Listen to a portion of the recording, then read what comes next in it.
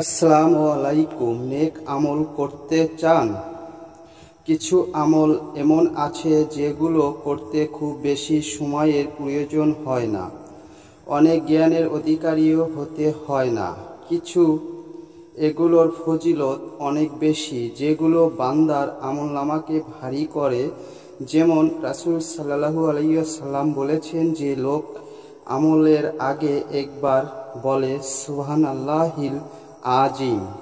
আশা করি সম্পূর্ণ সূরাটি শুনুন। أعوذ بالله من الشيطان الرجيم. بسم الله الرحمن الرحيم.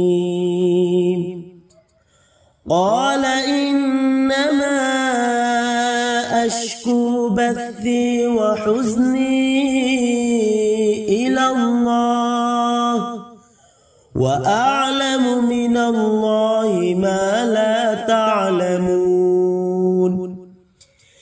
يا بني اذهبوا فتحسسوا من يوسف وأخيه ولا تيأسوا من روح الله إنه لا ييأس من روح الله إلا القوم الكافرون.